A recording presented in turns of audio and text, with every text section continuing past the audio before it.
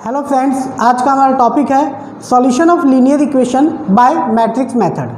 तो इस टॉपिक में हम सीखेंगे कि अगर हमारे पास कुछ लीनियर इक्वेशंस दिए हों, है ना, तो उसका हम मैट्रिक्स मेथड से किस तरह से सॉल्यूशन करेंगे। ठीक है, तो आइए हम समझते हैं कि एग्जांपल से, और इसके अंदर मतलब कि टोटल 5 केसेस हैं। मतलब मैट्रिक्स मेथड के क्वेश्चन को वो 5 तरीके से अलग अलग तरीके से पूछता है। ठीक है, तो हम पांचों केस को बारी बारी करेंगे। तो आइए, सबसे पहला केस है ये। जैसे सपोज करो आपके पास एक एग्जांपल लिया है मैंने, आपको दिया हुआ है x plus Y plus 3z equal to 4 और x plus 2y plus 2z equal to 3 और minus 2x plus Y minus Z equal to 1। अब हमें इसे सॉल्व करना है बाय यूजिंग मैट्रिक्स मेथड। तो हम इसको कैसे सॉल्व करेंगे। ठीक है, तो देखो बच्चों, मैट्रिक्स मेथड से इसको सॉल्व करने के लिए सबसे पहले हमें एक मैट्रिक्स को कंस्ट्रक्ट करना होता है। जैसे सपोज करो ये x y z इनके कॉफिशिएंट, जैसे यहाँ पे 1 है, यहाँ पर भी 1 है, यहाँ पे 3 है, इनके कॉफिशिएंट से एक मैट्रिक्स बनाना होता है। जैसे सपोज करो यहाँ पे मैंने इस इक्वेशन को लिख लिया और उसके बाद मैंने एक मैट्रिक्स बनाया। मैट्रिक्स किससे बनाना है? ये जो x y z के कॉफिशिएंट है, जैसे x का कॉफिशिएंट यहाँ पे क्या है 1 है, तो ये 1, फिर y का कॉफिशिएंट भी 1 है, 1, फिर 3, फिर 1, 2, फिर 2 और उसके बाद माइनस 2, 1, माइनस 1, माइनस 2, 1, माइनस 1। सबसे पहले एक मैट्रिक्स ऐसे बना लेना है। ठीक है बच्चों, यानी कि x y z के जो कॉफिशिएंट है इससे एक मैट्रिक्स बना लेंगे।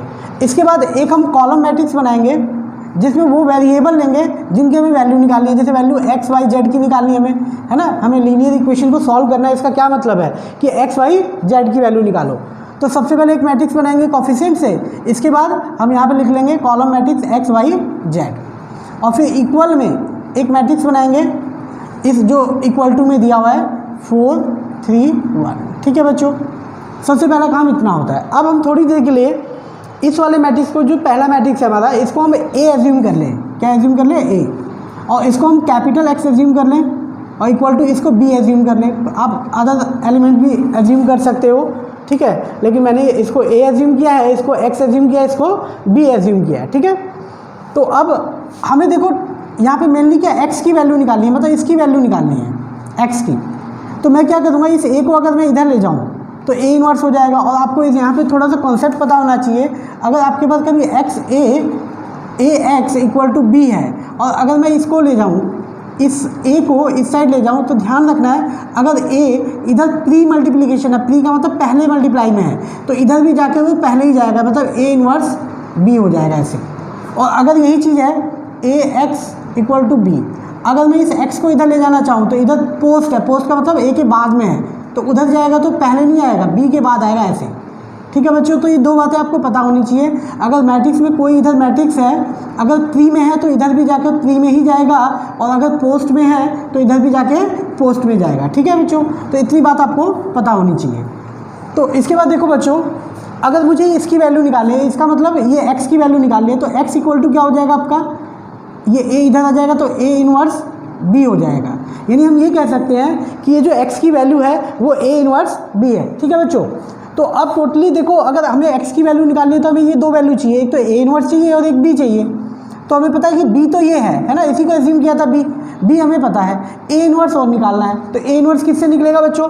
हमने इस मैट्रिक्स को a एज्यूम किया है, इसको a एज्यूम किया है, तो इससे हम a इनवर्स निकाल देंगे। और जैसा कि हम a इनवर्स पहले भी पढ़ चुके हैं कि a इनवर्स क्या होता है, अगर a इनवर्स निकालना है मुझे तो ये होता है adjoint of a divide by determinants of a, है ना।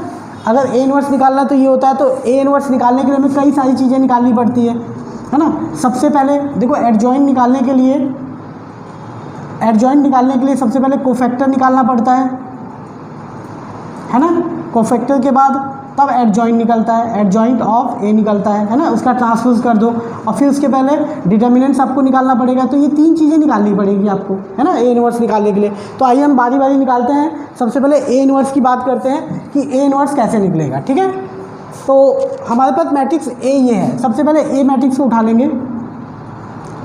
a क्या है 1 1 3 1 2 2 और -2 1 -1, ये आपका a है।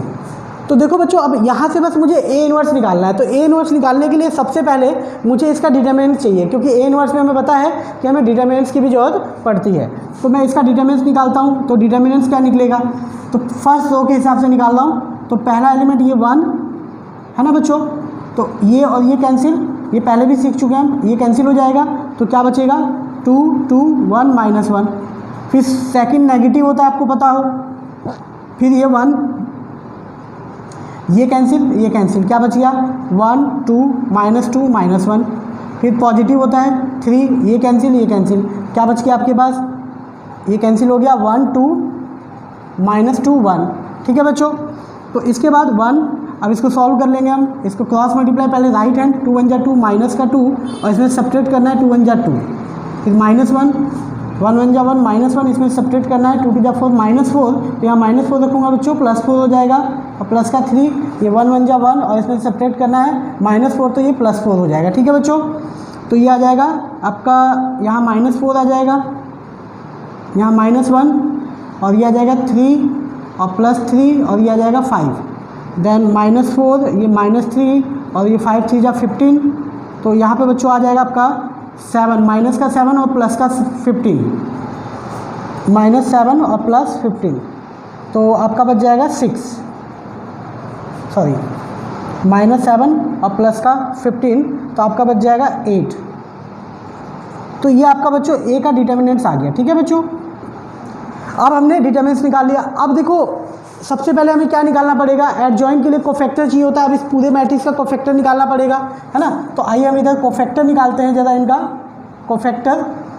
तो सबसे पहले C11 निकालते हैं। हमें पता है जब कोफैक्टर निकालते हैं तो हम इनके साइन लेते हैं, ये एलिमेंट नहीं लिए जाते, जैसे 1 1 3 ये नहीं लेते हैं, सिर्फ इसका साइन लेते हैं। जैसे ये पहला C11, इसका साइन क्या होता है, अब बता रखा है मैंने कि I + J अगर इवन है तो पॉजिटिव होता है, इसका साइन पॉजिटिव होता है। ठीक है, तो पॉजिटिव, और ये कैंसिल, क्या बच गया आपके पास, बच गया 2 2 1 -1, है ना बच्चों। अब इसको सॉल्व कर लेंगे, 2 1 जा 2 माइनस का 2 और इसमें सब्ट्रैक्ट करना है 2 1 जा 2, दैट मीन्स -4। C12 ये नेगेटिव होता है आपका, है ना। 2 1 3 नेगेटिव होता है, 1 2 ये कैंसिल, 1 2 1 2 1 2 -2 -1। अब इसको सॉल्व कर लो बच्चे। तो ये नेगेटिव तो पहले से है, ये -1 और ये माइनस का 4, तो इधर -4 माइनस करेंगे, -4 तो +4 हो जाएगा। दैट मीन्स यहाँ पे आ जाएगा 3 और बाहर नेगेटिव है तो -3। ऐसे ही C13 आपका पॉजिटिव होगा, तो 1 3 ये है, ये कैंसिल है ना। तो बच गया 1 2 -2 1। दैट मीन्स अब 1 1 जा 1 और इसमें सब्ट्रैक्ट करना है 2 2 जा 4, माइनस का 4 तो यहाँ पर प्लस का 4 हो जाएगा, दैट इज़ 5। फिर ऐसे ही 2 1 निकलेगा, तो 2 और 1 3 नेगेटिव हो जाएगा, ये बच्चे ऑड है। अब 2 1 ये वाला एलिमेंट है हमारा, तो ये कैंसिल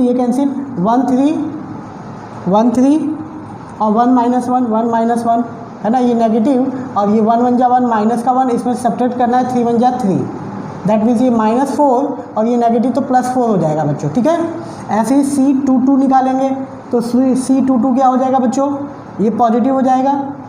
ठीक है, अब 2 कौन सा है, ये वाला एलिमेंट है, ये कैंसिल 1 3 और -2 -1 -1। अब इसको सॉल्व करेंगे, तो 1 1 जा 1 माइनस का 1, इसमें सब्ट्रैक्ट करना है 3 2 जा 6 -6, तो यहाँ -6 लिखूँगा तो +6 हो जाएगा, दैट इज़ 5।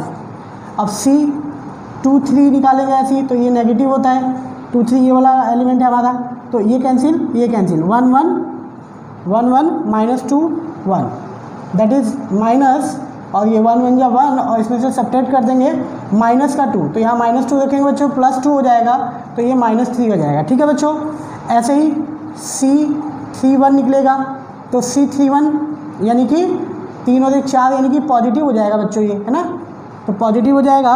और ये कैंसिल 1 3 2 2 1 3 2 2। ठीक है बच्चों, तो 2 1 जा 2 और इसे सब्ट्रैक्ट करना है 3 2 जा 6, दैट इज़ -4।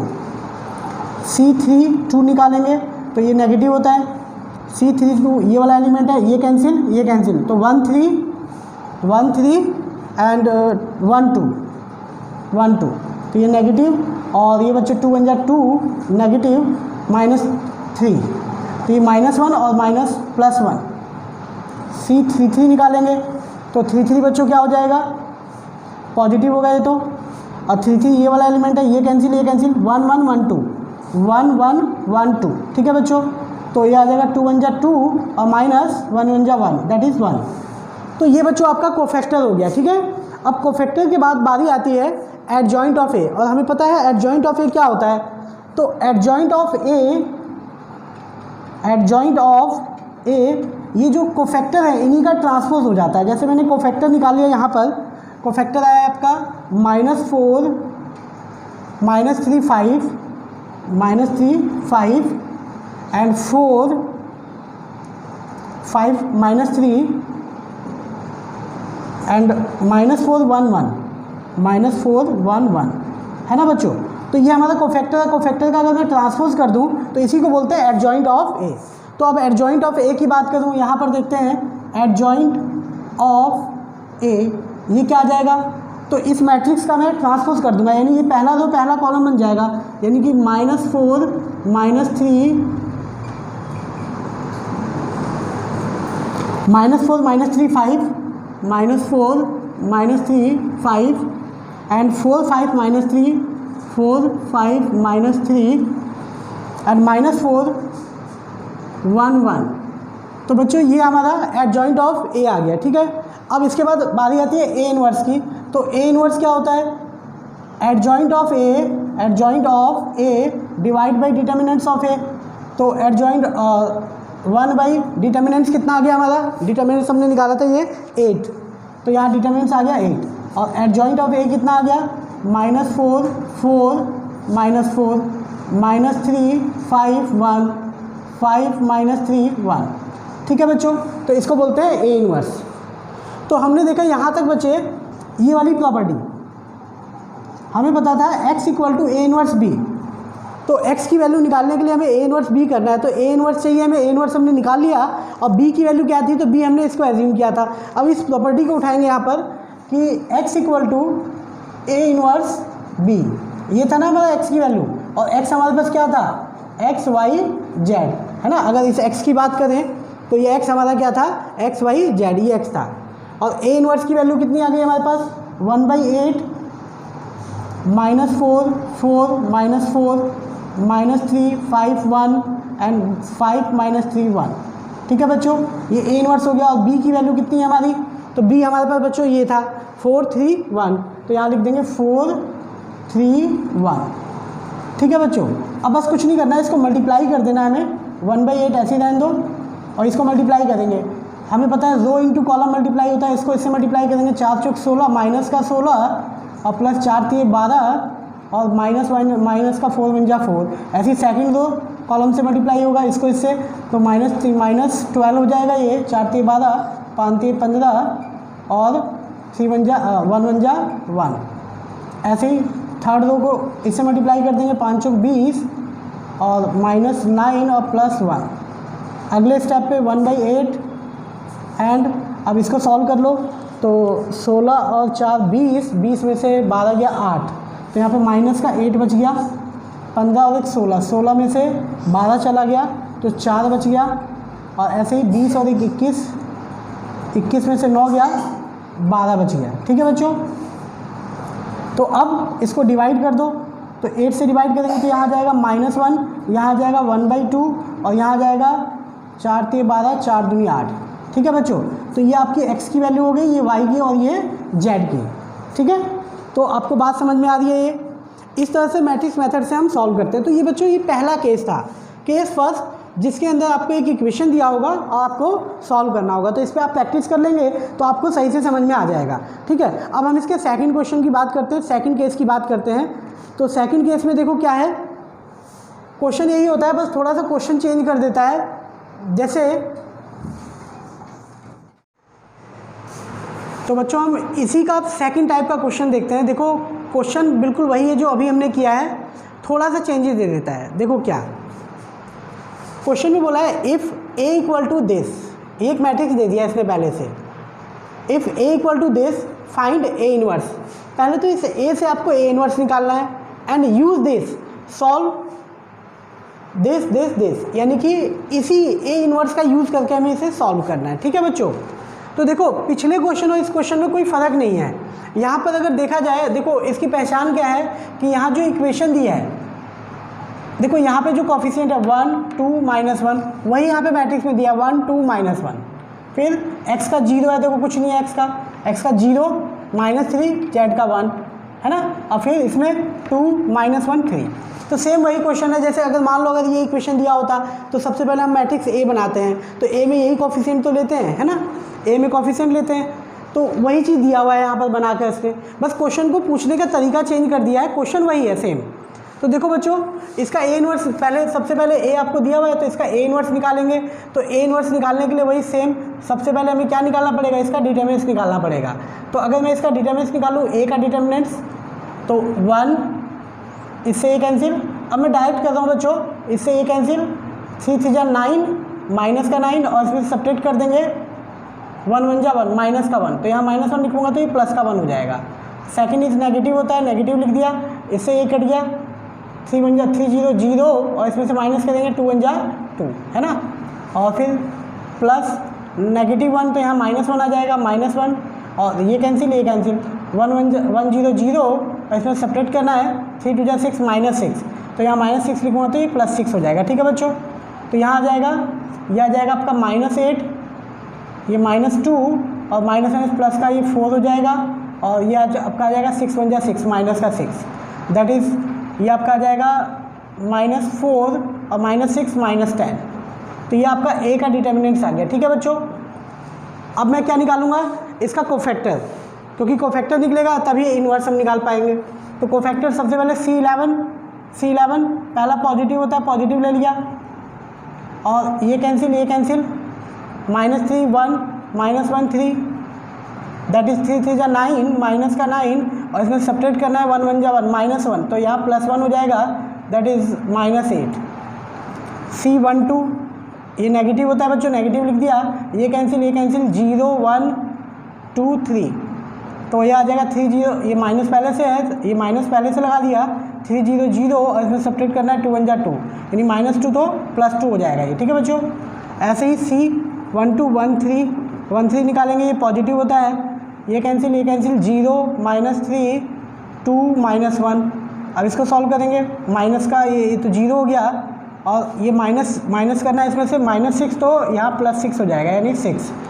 इसके बाद C21 यानी नेगेटिव, अब ये कैंसिल 2 -1 2 -1 और -1 3। ठीक है बच्चों, तो ये नेगेटिव, 3 2 जा 6 माइनस 1 1 जा 1, तो ये हो गया 5, तो -5 हो गया।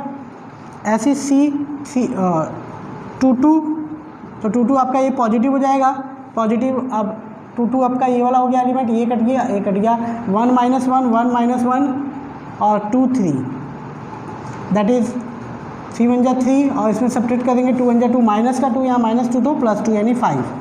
C23 यानी नेगेटिव, ये कैंसिल 1 2 2 -1 1 2 2 -1। ठीक है बच्चों, 1 2 2 -1, तो ये आ गया नेगेटिव, 1 1 जा 1 -1 इसमें सब्ट्रैक्ट कर देंगे 2 2 जा 4, दैट इज़ -5। ये हो गया बेटा -5, तो -5 प्लस का 5। ठीक है बच्चों, इसी तरह से आगे हम करेंगे C31 31 यानी कि 3 और 1 4, पॉजिटिव होता है बच्चों, ये कैंसिल 2 -1 और -3 1, तो ये आ जाएगा वो 2 1 जा 2 और इसमें सब्ट्रैक्ट करना है 3 1 जा 3, दैट इज़ -1। सिमिलरली इसके आगे यहाँ देखते हैं C32, ये नेगेटिव होता है बच्चों, ये कैंसिल 1 -1 और C2, ये कैंसिल 1 -1 0 1, तो ये आ गया आपका -1 1 जा 1 और इसमें सब्ट्रैक्ट कर देंगे 0, दैट इज़ -1। C33 ये आ गया आपका पॉजिटिव और ये कैंसिल 1 2 और 0 -3। ठीक है बच्चों, तो ये आ गया आपका 3 1 जा 3 -3 और इसमें से घटा देंगे 0, दैट इज़ -3। ठीक है, तो ये तो बच्चों आपका कोफैक्टर हो गया। अब मैं निकालूंगा एडजॉइंट ऑफ ए, तो एडजॉइंट ऑफ ए ये क्या होता है, जो हमारे कोफैक्टर है इन्हीं का ट्रांसपोज होता है। तो कोफैक्टर यहाँ से देखो -8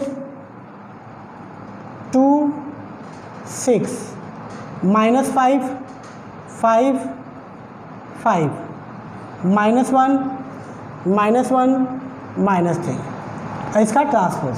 तो इसका ट्रांसपोज कर देंगे बच्चों, तो ट्रांसपोज करेंगे ये रो कॉलम बन जाएगा 2 6 -5 5 5 और -1 -1 -3। ठीक है बच्चों, तो इसे बोलेंगे एडजॉइंट ऑफ ए।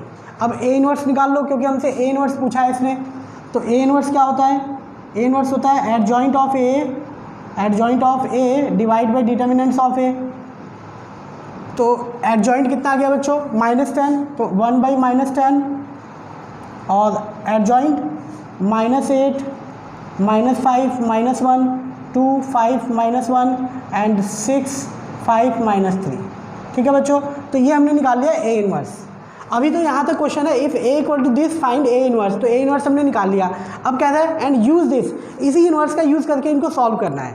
तो बच्चों देखो, सबसे पहले क्या, आप इस इक्वेशन को नोट कर लो। तो इक्वेशन हमारे पास ये है x + 2y - z = 3 and second is -3y + z = 4 and third is 2x - y + 3z = 6। तो अब इसको सॉल्व करने के लिए मैंने क्या बताया था? सबसे पहले आप इसका मैट्रिक्स बनाओगे 1 2 -1 0, क्योंकि इसमें x का एलिमेंट नहीं है बच्चों, तो 0 है। फिर -3 1, फिर 2 -1 3 इक्वल टू यहाँ पर इंटू में यहाँ पर x y z जिनकी वैल्यू निकालनी है वो रख देंगे और इक्वल टू में b, यानी कि 3 4 6। ठीक है बच्चों, अब देखो इसको एज्यूम करते हैं हम a, इसको एज्यूम करते हैं x और इसको करते हैं b। तो x इक्वल टू क्या आ जाएगा आपका? a inverse b। ठीक है बच्चों, तो अब x की वैल्यू निकालनी है और x हमारा ये है, यानी कि x y z की वैल्यू निकालनी है और ये है a इनवर्स b। तो a इनवर्स ये आ गया है ना। अब हम इसी इनवर्स को रख देंगे, क्योंकि देखो यहाँ पे जो a है और यहाँ पर ये दोनों सेम है, तो इसका भी इनवर्स तो वही आएगा है ना। तो यही वाला इनवर्स ले लेंगे, यानी कि 1/10 माइनस का और फिर -8 -5 -1 2 5 -1 एंड 6 5 -3 और फिर b क्या है आपका? 3 4 6। अब इसको मल्टीप्लाई कर देंगे -1/10। अब इसको मल्टीप्लाई करो, ये पहला कॉलम से मल्टीप्लाई होगा 8 3 24 माइनस का 24 5 चौक 20 माइनस का 20 और -6 कम 6। ऐसी सेकंड रो इस कॉलम से मल्टीप्लाई होगा 3 2 6 और 5 चौक 20 -6 6 3 18 5 चौक 20 और 6 3 18।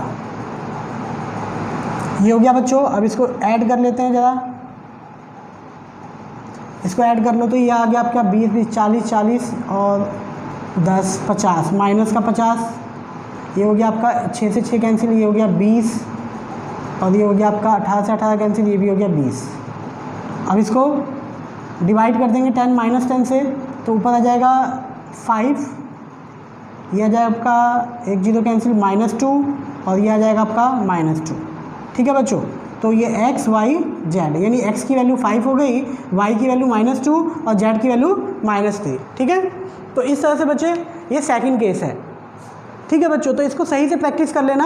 अब प्रैक्टिस कर लोगे तो ही समझ में आएगा। ठीक है, ओके बच्चों, बेस्ट ऑफ लक।